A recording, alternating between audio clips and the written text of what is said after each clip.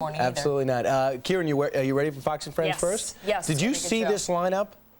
You mean the speech last night? No, the lineup that we put together in terms of guests. The great Eli Wallach is here. Yes, he is. That's right. The actor, as well as Monica Crowley and Ellis. And again, they're going to be stopping by to talk about the Bush speech. They're like a package deal. Yeah, they're the original debaters. They're the first pundits ever. That's right. And they're coming back today. It's kind of a best of tour. And they're going to talk about the speech and debate it. Although Monica Crowley 1 hour ago talking to Bill O'Reilly.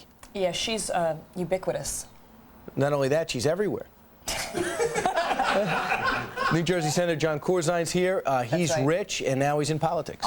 And also, there is a really interesting author we're going to have on the show today. The book is called Becoming Real. It's by an MD, and she's going to talk about how we can solve all our problems by just being real. Being real. Really sounds like a catchphrase. Well, you know what? She also has a lot of things to back it up, so we'll hear what she has to say about improving our lives, so you can finally be happy. Finally. I'll be really, really happy if Lauren Green is there with the headlines. Last night in a speech, which we will go over, there was about 32 minutes in length in front of 450 people that, hey, look, the violence is going to continue. Brace yourself for more, but the transition will move ahead. That's right. Orlando Salinas is live in Baghdad with us this morning. All right, 5 minutes after the top of the hour, the speech last night, it was, well, the president loves the live. Iraq, and of course the first thing of the plan is the June 30th handover date where Iraq gets complete sovereignty.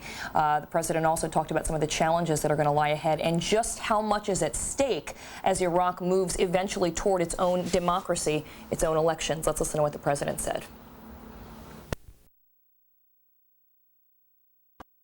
Of course, there were a few, it basically broke along party lines as to what people thought of the speech, but there were some Democratic lawmakers saying that they also wanted to hear more specifics. But just to quickly go through the 5 things we talked about: the transfer of authority, also establishing security, which again he called on the Iraqis needing to step up to do that, as well as urging broader international support. We saw that with the UN resolution to try to get more of a multinational force, more countries involved, and then helping reconstruct the country, of course. And then lastly, as you said, the elections, looking ahead to January. So we want to know from you what we've laid out so far. Don't forget So it seems so do the fortunes of the president and his popularity. Right now, according to 3 different polls out, I had no choice. All right. This is a matter of survival. Thank you. All right. Yeah, exactly. The other interesting thing was neck and neck. If the election was held today, 46% say they vote for the president, 46% for John Kerry, 4% for Ralph Nader. If Nader's out, according to these polls, which still, there are statistical dead heats. The margin is still plus or minus 3 or 4%.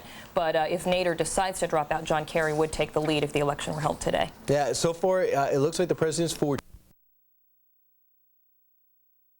It's everyone ignoring the problem of global warming and then what happens afterward. But the special effects were pretty incredible. But what Dialogue, happened? however, well, I learned 2 things. If this global warming things happen, you want to live south of the Mason-Dixon line. Okay. And we're still keeping that line? We better be nice to Mexico because all of us may have to end up there.